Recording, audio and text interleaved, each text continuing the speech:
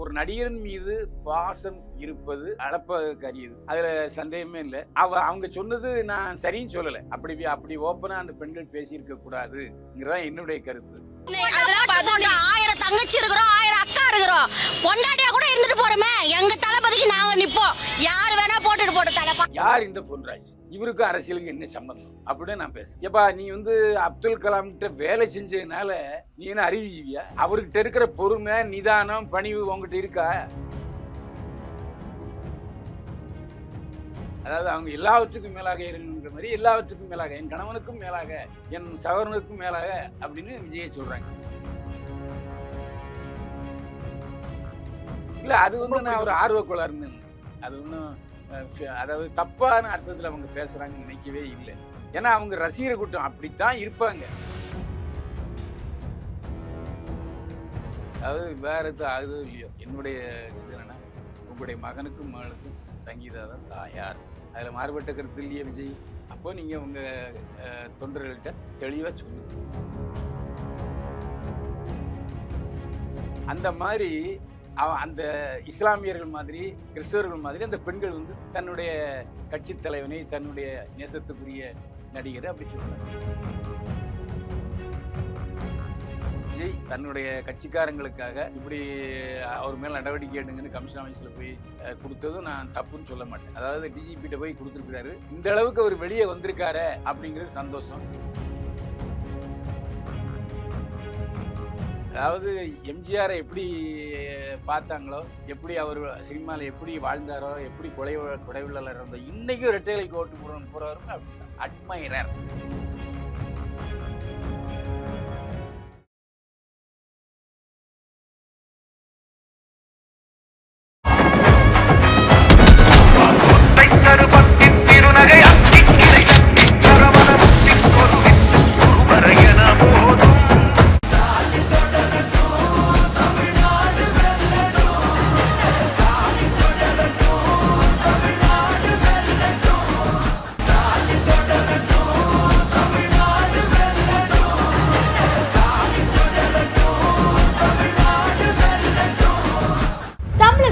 பல எம்பி எம்எல்ஏக்களின் வெற்றிக்கு வித்திட்ட கிங் 360 தேர்தல் வியூக சாப்ட்வேர் 2026 புதிய வாக்காளர்களின் அப்டேட் விவரங்களுடன் உங்கள் தொகுதியில் உங்கள் வெற்றிக்கு வித்திடுகிறது. உங்கள் வாக்காளர்கள் தொகுதி, பூத், ஆண், பெண், வயது என பல வகைகளில் ஒரே நொடியில் உங்கள் விரல் நுனியில் bulk WhatsApp, bulk voice call, viral தேர்தல் பிரச்சாரங்கள், ட்ரெண்டிங் செய்திகள் என கிங் 360 தேர்தல் வியூக பணிகள் குறித்த விவரங்களுக்கு உடனடியாக இணைந்திடுங்கள். உலக தமிழர்களுக்கு வணக்கம். இது கிங் டிவி. இன்றைய நிகழ்வில் நம்மோடு பத்திரிகையாளரும் சினிமா விமர்சகரும் அரசியல் விமர்சகருமான திரு பைல்வான் ரங்கநாதன் அவர்கள் நிகழ்வு நினைக்கிறார். சார் வணக்கம். சார், என்னை வாழ வைத்துக் கொண்டிருக்கும் யூடியூப் சேனல் நேயர்களுக்கு நன்றியும் வணக்கம். நல்லா இருக்கீங்களா சார்? தாவேகா தலைவர் விஜய் அவர்கள் நேற்று புகார் கொடுத்திருக்கிறார். முன்னாள் குடியரசுத் தலைவர் திரு அப்துல் கலாம் அவர்களுடைய உதவியாளராக இருந்த பொன்ராஜ் அவர்கள் மீது நம்ம வலைக்காட்சி நடத்திய அந்த நேர்காணலில் அவர் பயன்படுத்திய வார்த்தைக்கு எதிராக புகார் கொடுத்திருக்கிறார். இந்த செய்தியை பார்க்கிற பொழுது நீங்க என்ன நினைச்சீங்க? என்ன நடந்திருக்கு? முதல்ல நான் இதுக்கு ஒரு உதாரணம் சொல்றேன். எடுத்துக்காட்டு. கணவனுக்கும் மனைவிக்கும் சண்டை வரும்போது மனைவி கொஞ்சம் காரசாரமா, கொஞ்சம் அருவருப்பா, அந்த எல்லை கோட்டுக்கு மீறி பேசுறாங்க, ட்ரிகர் பண்ற மாதிரி. ஆமா, உணர்ச்சி வசப்பட்ட கணவன் ஒரு அரைஞ்சிடலாம். ஆனா நடுநிலையாளர்கள் எல்லாம் பஞ்சாயத்து பண்ண வந்தவன் என்ன பேசினாலும்ப்பா, அவ பொண்டாட்டி இவனை பேசுறதுக்கு உரிமை இருக்கு, நீ கையை நீட்டலாமா அப்படின்னு தான் கேட்பாங்க. ஆமா, இதுதான் நம்ம ஊர் பஞ்சாயத்து. அந்த மாதிரி அவங்க என்ன சொல்லியிருக்காங்க, நாங்க அக்காவும் இருப்போம், தங்கச்சாவும் இருப்போம், பொண்டாட்டியாவும் இருப்போம். அதாவது சகலமாகவும் நான் இருப்பேன் அப்படின்னு அவங்க சொல்றது, நான் அவர் என்ன செஞ்சாலும் சரின்னு சொல்லுவோம் அப்படிங்கிற கூட்டம். அவ்வளவுதான். இப்ப உதாரணமா சொல்ல போனா, புரட்சியாளர் எம்ஜிஆர் எங்க ஊருக்கு வந்தாரு, திருச்செந்தூருக்கு வந்தாரு. அப்போ அங்க குக்கிராமத்துக்கு போனாரு. அங்க இந்த சோடா உடைச்சு கொடுத்தாங்க. அது லைட்டா வாயை வச்சுட்டு அப்படி குடிச்சாரு. அதை கொப்பரையில தண்ணியை ஊத்தி அந்த சோடாவை கலந்து எல்லாரும் குடிச்சாங்க. அந்த அளவுக்கு ஒரு அவர் மேல ஒரு ஈர்ப்பு. அதாவது தொண்டர்கள் ஆரம்பித்த கட்சிக்கு புரட்சியாளர் எம்ஜிஆர் அதிமுகன்னு பேர் வச்சு ஆனார். அதான் உண்மை. எம்ஜிஆர் கட்சி ஆரம்பிக்கவே இல்லை. அந்த அளவுக்கு அவர் கூட காம்ப்ரமைஸ் ஆயிடலாம் கலைஞரோட நினைச்சாரு. ரசிகர்கள் வந்து அப்படி இல்லை, உங்களை தூக்கி வெளியே போட்டாங்கல்ல, இனிமே நம்ம கட்சி ஆரம்பிச்சிடும் சொல்லி ஆரம்பிச்சாங்க. ஸோ ஒரு நடிகரின் மீது பாசம் இருப்பது அளப்பக்கரியது, அதுல சந்தேகமே இல்லை. அவங்க சொன்னது நான் சரின்னு சொல்லலை. அப்படி ஓப்பனா அந்த பெண்கள் பேசியிருக்க கூடாதுங்கிறதான் என்னுடைய கருத்து. இல்ல முதல்ல அந்த பெண்கள் பேசும்போது நீங்க என்ன நினைச்சீங்க? இல்ல அது வந்து நான் ஒரு ஆர்வக்கோளாறுன்னு நினைச்சேன். அது ஒன்றும் அதாவது தப்பான அர்த்தத்துல அவங்க பேசுறாங்கன்னு நினைக்கவே இல்லை. ஏன்னா அவங்க ரசிகர் கூட்டம் அப்படித்தான் இருப்பாங்க. அந்த பொம்பளை புள்ள பேசுறாங்க, கல்லூரி மாணவி, திருமணமானவங்க சொல்றாங்க எனக்கு என் புருஷனை விட விஜய் தான் பிடிக்கும் அப்படின்னா அதையும் ஒரு உதாரணம் சொல்றேன். இப்போ ஒரு புருஷன் பொண்டாட்டி போறாங்க. போகும்போது புருஷன் என்னை பார்த்து பேசாம போயிடுவான். பொண்டாட்டி யோ பயிலோனுங்கிற போறியா, நடிகர் போறாரியா அப்படின்னு சொல்லுவாங்க. அவன் திட்டுவான், வேலையை பார்த்துட்டு போயா அப்படின்னு சொல்லுவான். இன்னொன்று என்னன்னா, நான் ஒரு நிருபருங்கிற சொல்றேன், உங்களுக்கு பிடிச்ச ஹீரோ யாரு அப்படின்னா நடிகர்கள் பேரைத்தான் சொல்லுவாங்களே தவிர என் ஹீரோ என் புருஷன் எவளும் சொல்ல மாட்டான். இதுதான் இன்றைக்கு உள்ள பெண்களின் லட்சணம். இதை வந்து நாம ஏத்துக்க தான் வேணும். எனக்கு பிடிச்ச ஹீரோ என் புருஷன் இல்லையா. ஏன்னா என் புருஷனுக்கு நட தெரியாது, என் புருஷனுக்கு சண்டை போட தெரியாது, என் புருஷனுக்கு வீராவசனம் பேச தெரியாது, மக்களை காப்பவன் அப்படிலாம் அவரால் பேச தெரியாது. அதனால அவர் தான் ஹீரோ. இது ஆமாவா இல்லையா? இதனுடைய பரிணாம வளர்ச்சி தான் அந்த பேசணுவாங்க. அவங்க யாரும் அந்த பெண்கள் பேசுனது அப்படி பேசியிருக்க கூடாது. ஆனா அவங்க உணர்ச்சி மேலிட்டால், அன்பு மேலிட்டால், அதாவது எல்லாவற்றுக்கும் மேலாக இல்லை. இப்போ இந்துக்களுக்கு மட்டும் அது இல்லை, மாதா பிதா குரு தெய்வம்னு கடைசியா போட்டாங்க தெய்வத்தை. ஆனா கிறிஸ்தவர்களுக்கு அப்படி இல்லை. கிறிஸ்தவர்களுக்கு எல்லாவற்றுக்கும் மேலாக கடவுள் கர்த்தர் தான். அதே மாதிரி இஸ்லாமியர்களும் எல்லாவற்றுக்கும், அதாவது இறைவனுக்கு அடுத்ததான் எல்லாம். ரெண்டுக்கும் வித்தியாசம் பார்த்தீங்களா? நாம எவ்வளவு டீசெண்டா மாதா பிதா குரு தெய்வம். அந்த மாதிரி அந்த இஸ்லாமியர்கள் மாதிரி கிறிஸ்தவர்கள் மாதிரி அந்த பெண்கள் வந்து தன்னுடைய கட்சி தலைவனை, தன்னுடைய நேசத்துக்குரிய நடிகரை அப்படி சொல்றாங்க. இல்லையா, எனக்கு அண்ணாவை பிடிக்கும், எம்ஜிஆரை பிடிக்கும், காமராஜரை பிடிக்கும், கலைஞரை பிடிக்கும்னு பேசினவங்க தமிழ்நாட்டில் இருந்திருக்காங்க, பிடிக்கும்னு இருக்காங்க. இவங்க தலைவரை பிடிக்கும்னு சொல்லல, சொல்லக்கூடாத வார்த்தை சொல்றாங்க. திருமணம் பண்ணிக்கிறோம் வாழ்றோம்ன்றாங்க. இது எப்படி நியாயப்படுது? இல்ல அது வந்து அதான் நான் சொல்ல பரிணாம வளர்ச்சி, அதாவது பாசத்தின் உச்சகட்டம். அதாவது அவங்க எல்லாவற்றுக்கும் மேலாக இறைவனுங்கிற மாதிரி எல்லாவற்றுக்கும் மேலாக, என் கணவனுக்கும் மேலாக, என் சகோதரனுக்கும் மேலாக அப்படின்னு விஜயை சொல்றாங்க. மனைவியாக இருப்புன்றதுல ஆபாசமே கிடையாது இல்லையா? ஆபாசம் இருக்கு. அதை வந்து நீக்கு போக்கூட எல்லாவற்றுக்கும் மேல என் நடிகன்பா, என் தலைவருப்பான்னு சொல்றேன். இப்ப நீ யாருக்கு முக்கியத்துவம் கொடுப்பாய் என்று ஒரு கிறிஸ்தவ பெண்ணிடம் கேட்டா ஜீசஸ், ஜீசஸ் கர்த்தர். இஸ்லாமியர் கேட்டா அல்லாஹ், அல்லாஹ் இறைவன். அப்போ அந்த உரிமை அவங்களுக்கு இருக்கும்போது இந்த உரிமையை அவங்க கொஞ்சம் மேலோட்டமா அதிகமா எடுத்துக்கிட்டாங்க. அவங்க சொன்னது தப்புங்கிறதுல நான் வந்து மாறுபட்ட கருத்து கிடையாது. நீங்க பின்வாங்கல, அந்த கருத்து பின்வாங்கல. என்ன கடுமையா விமர்சனம் பண்ணாலும் பின்வாங்க மாட்டீங்க. ஆமா, அதுல எந்த சந்தேகமே இல்லை. அவங்க சொன்னது தப்பு. ஆனா அதை நம்ம இப்படித்தான் பார்க்கணுமே தவிர வேற மாதிரி ஆங்கிள் பார்க்க கூடாது. ஏன்னா அவங்களும் நம்முடைய சகோதரிகள் தான். அதாவது அதுல சில கிளைகளும் இருப்பாங்க, அவங்க தாய்கள் தான். அதாவது எம்ஜிஆரை எப்படி பார்த்தாங்களோ, எப்படி அவர் சினிமாவில் எப்படி வாழ்ந்தாரோ, எப்படி கொடைவிழாளர் இருந்தோ, இன்னைக்கும் ரெட்டைலைக்கு ஓட்டு போறவருமே அப்படித்தான், அட்மைரர். அதாவது அவங்க பாசத்துக்குரியவர். ஊர்ல கிராமத்துல போங்க, ஐயா ஐயாப்பா அந்த மகாராஷ்டிரா எம்ஜிஆர் சின்னத்து ரெட்டைலைக்கு ஓட்டு போடும் அப்படிமா, கண்ணு தெரியாத பொம்பளை. இன்னும் ஊர்ல இன்னும் எம்ஜிஆர் சாவல்னு நினைச்சிட்டு இருக்காங்க கிராமங்கள்ல. அப்படிப்பட்ட ஆட்கள் தான் நம்ம ஆட்கள். எப்படி எம்ஜிஆர் உயிரோடு இருக்காருன்னு நினைச்சுக்கிட்டு இருக்காங்களோ அதே மாதிரி தான் இவங்களும், இந்த விஜய் ரசிகர்களும். விஜய் ரசிகைகளை பற்றி யார் எது பேசினாலும், நீங்க உட்பட எது பேசினாலும் சமூக வலைதளங்கள்ல ரொம்ப கொச்சையா ஆபாசமா அதே தாவைக்காவை சார்ந்தவங்க எழுதுறாங்க. அதை எதிர்த்து யாருமே பேச மாட்டோம். பயப்படுறோமா என்ன? இல்ல அது வந்து வெளியே தெரியலீங்க.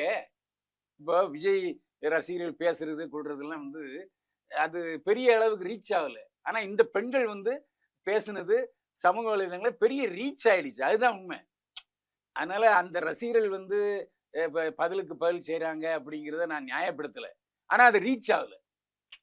அதாவது நாம் வந்து அதை கொண்டு மக்கள்கிட்ட சேர்க்கல. ஆனால் இந்த பெண்கள் பேசுனது மக்கள்கிட்ட சேர்ந்துருச்சு. டிவிகேவோட ஐடியை போட்டுட்டு விஜயுடைய மனைவி, இன்றைக்கும் மனைவியான சங்கீதாவுடைய புகைப்படத்தை போட்டு இந்த டேஷ் இப்படிதான் பண்ணுவான்னு போடுறாங்க. நடந்து ஒரு மாதம் ஆகுது, இது வரைக்கும் விஜய் போகவில்லையே காவல்துறை.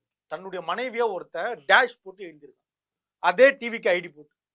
இல்லை, அது தவறான விஷயம். அதை கண்டுக்காம இருக்கிறாருன்னு சொன்னா அது விஜயை கண்டிக்க வேண்டிய விஷயம் தான். கண்டிங்க, நீங்க தன்னுடைய கண்டிங்க. மனைவிய ம். உன் ரசிகன் தப்பா பேசினான்னா நீ கண்டிக்க வேண்டியது உன் பொறுப்பு. ம். விவாகரத்து செய்தாலும் அவர் முன்னாள் மனைவி தான். ம். உன் 2 பசங்களுக்கு தாய் யாருப்பா? சங்கீதா, சங்கீதா தானே. அன்பு மனைவி. அப்போ மனைவியாக இல்லாவிட்டாலும் உன்னுடைய குழந்தைகளுக்கு தாய். அந்த குழந்தைகளின் தாயை எப்படி ஒரு ரசிகன் எப்படி விமர்சிக்க முடியும்? அதை நீங்க பகிரங்கமா சொல்லணும் விஜய். சொல்லணும். நீங்க என்னுடைய அதை நான் பார்த்துக்கிறேன்னு சொன்னீங்க நீங்க, ஓகே. ஆனா ரசிகன் அதை கேட்கலையே. நீங்க கரெக்ட் பண்ணுமா இல்லையா? ம். டேய், எதுவும் பேசாதீங்க, என் ஃபேமிலியை பத்தி பேசக்கூடாது அப்படின்னு ஒரு கடுமையான உத்தரவு போடுங்க. 2 பேரை கட்சியை விட்டு நீக்குங்க அப்படி பேசுறவனு. அப்பதான் கட்சி உருப்படும். இது இது ஒரு பழைய சம்பவம் எனக்கு ஞாபகம் வருது. அதாவது காளிமுத்து அமைச்சர் வந்து கலைஞரை பத்தி கச்சாமச்சான்னு பேசிக்கிட்டு இருக்காரு. காளிமுத்து சட்டையை பிடிச்சு உட்கார வச்சார் எம்ஜிஆர், முதலமைச்சர் எம்ஜிஆர். அதான் நாகரிகம். நீ அப்படி பேசாத, அவர் எனக்கு அரசியல் எதிரி தான். ஆனால் அவர் வீட்டில் நான் சாப்பிட்ருக்கேன், அவர் என் வீட்டில் சாப்பிட்ருக்காரு, எங்கள் அம்மா கையினால அவர் சாப்பிட்ருக்காரு, அவங்க அம்மா கையினால நான் சாப்பிட்ருக்கேன். இப்படி பேசாத, அரசியல் வேறு நட்பு வேறு. இன்றைக்கும் என்னுடைய முன்னாள் தலைவர் கலைஞர் தான், அதில் சந்தேகமே இல்லை. அதுமாரி காங்கிரஸ்காரங்க ஒரு மாதிரி கச்சா முச்சான்னு சட்டமன்றத்தில் பேசும்போது இந்த மாதிரிலாம் பேசக்கூடாது. நானும் அதிமுகவும் திமுகவும் இரட்டை குழல் துப்பாக்கி. நான் காலி பண்ணனாலும் முதலமைச்சர் பதவிக்கு கலைஞர் தான் வருவார். கலைஞர் முதலமைச்சரை காலி பண்ணா நான் வருவேன்.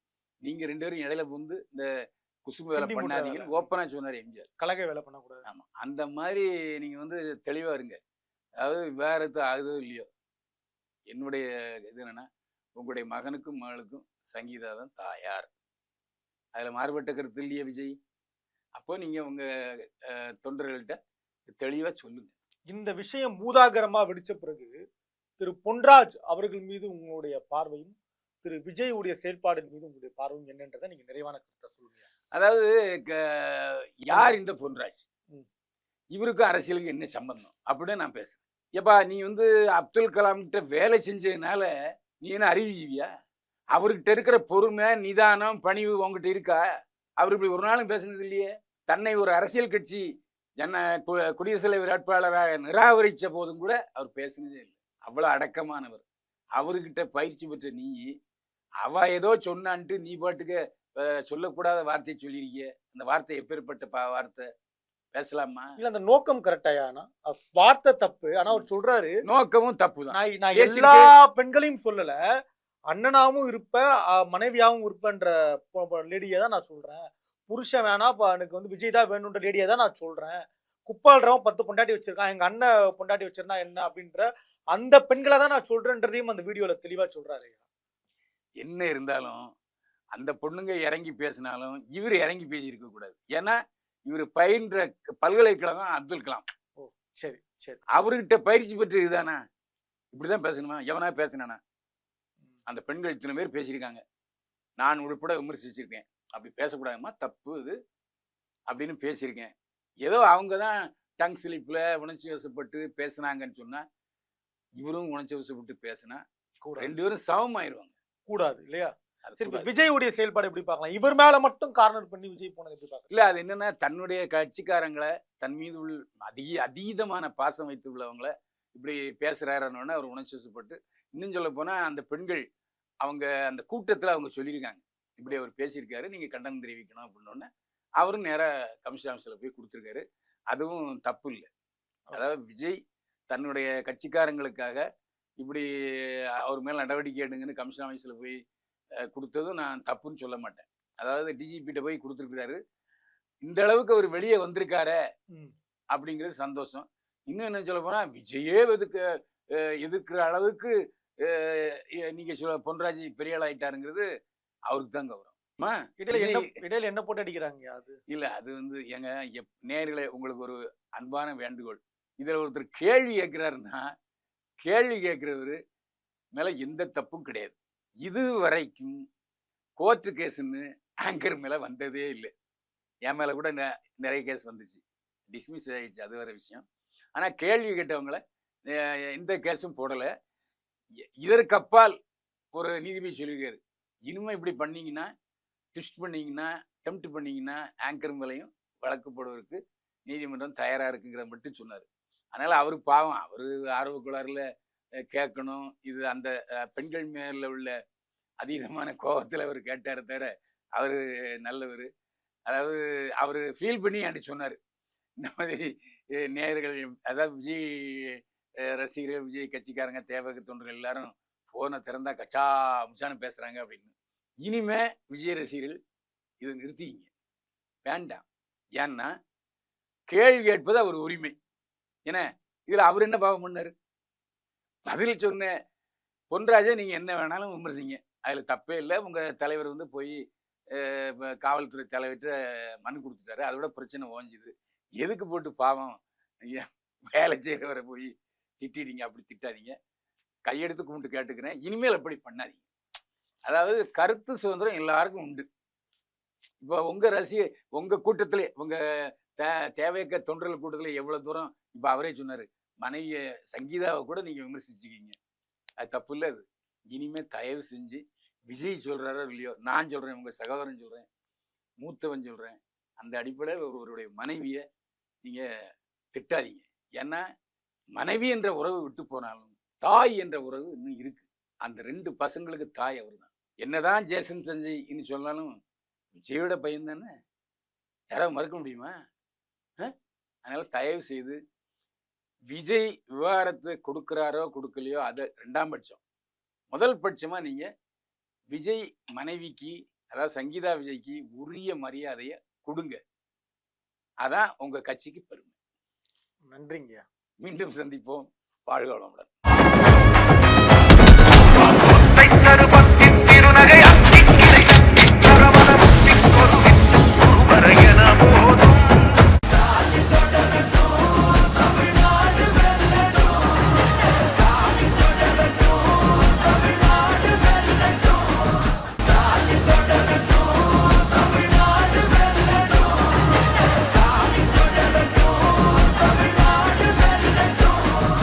தமிழகத்தின் பல எம்பி எம்எல்ஏக்களின் வெற்றிக்கு வித்திட்ட கிங் 360 தேர்தல் வியூக சாப்ட்வேர் 2026 புதிய வாக்காளர்களின் அப்டேட் விவரங்களுடன் உங்கள் தொகுதியில் உங்கள் வெற்றிக்கு வித்திடுகிறது. உங்கள் வாக்காளர்கள் தொகுதி, பூத், ஆண், பெண், வயது என பல வகைகளில் ஒரே நொடியில் உங்கள் விரல் நுனியில் bulk WhatsApp, bulk voice call, viral தேர்தல் பிரச்சாரங்கள், ட்ரெண்டிங் செய்திகள் என கிங் 360 தேர்தல் வியூக பணிகள் குறித்த விவரங்களுக்கு உடனடியாக இணைந்திடுங்கள்.